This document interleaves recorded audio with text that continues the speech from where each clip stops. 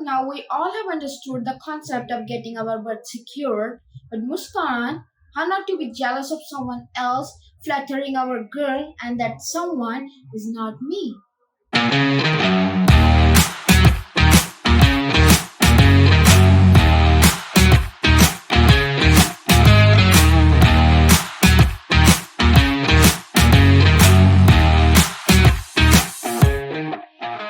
Hey there, hi people, this is Muskan Celeste and I'm back with this new video which is linked to our previous video series where we talked about how not to be unattractive.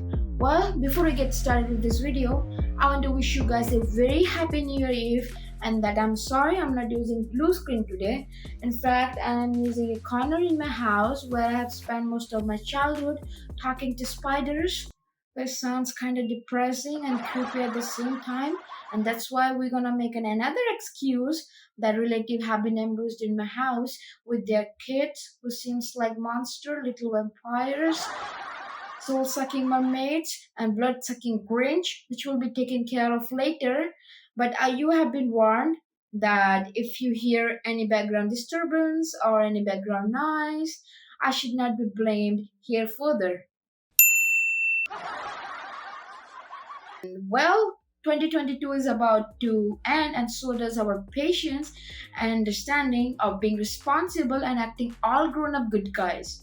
And before we jump into next year and the climax of the story of the video, I want to share a little of my experience that my best friend has faced, and who is also the idea and the reason behind this video. My dude is 24 years old from MP and is preparing as UPSC aspirant, and he likes to spend most of his time in library, which is designated by government treasury. So getting back to the story, a few weeks ago a new girl joined library and my dude got instant boner, and due to all respect to that, he thought of offering himself to her. First he offered her his hands to shake, obviously, and then he offered her bench to bend to sit, and then he offered her his pen Wait, what? to write, obviously. And I don't know how many of you guys gonna agree to this, but dudes never share their pen. Like never ever. Why? Because they don't have one to share. They always look around for cute girls to make an excuse to ask for a pen, as a responsible student would do in such a terrible situation. If you're doing it, stop it. Get some help. As my dude was strategizing his next step, a third person broke in between them and he suddenly grabbed all of her attention.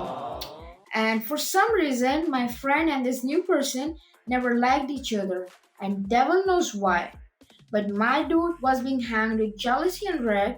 So a week later, he went straight to this new person and he asked, "Hey, could you stop talking to her? Because I ain't getting her time." And this new person asked my friend, "Well, why you want to talk to her?"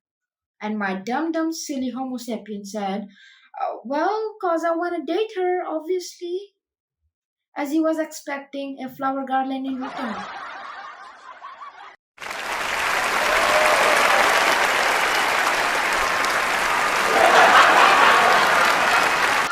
Maybe dating is not a concept at her place yet, because as soon she heard it, she stopped talking to my friend, changed her seat, and yeah, of course, she returned the pen later.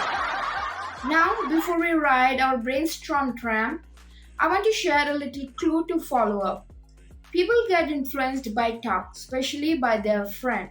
This goes this way. If you have a bad impression on my best friend, I will be influenced negatively about you. And this is general rule 3, which says friends before family. Now, let's take a quick glance at the situation. First, what possibly he did wrong? Well, as I have mentioned, people get influenced by talk, especially by their friend. He should have befriended this new person in the first go to avoid any further conflicts. And most importantly, if you make a good connection with this person, the chances are they would avoid dating to a girl. Obviously, if they're interested, Why? Because they will be respecting the friendship or the brothership in between you guys. And they will be like, hey, she's my bro's girl. In fact, they will be protecting your girl from being hooked by a fool. Second, when to open your mouth. For fucking devil's sake, please watch your mouth before spitting anything out to a random nitpicky dyslexic creature. If someone is not your friend, consider them your competition. I really don't have to remind you how our parents taught us to not have conversational cotton candies with some strangers. Third, who to befriend around you. Socializing is life-sucking deployment strategy which requires you to analyze human existence, and based on their reaction, you decide whether to befriend them or hate their existence. Take your time to analyze this look-like creature, or even better, ask another friend to do this analyzing part, and trust me, your friend could see what your bare eyes could not underneath those human skins. Now we all have understood the concept of getting our butt secure, but Muskan, how not to be jealous of someone else flattering our girl and that someone is not me? Dude, the answer is real simple. You played wrong, you lost it. Just deal with it. Just accept the fact and move on. And yes, don't try to befriend your crush, your girl, or side chick, cause that will only make it worse.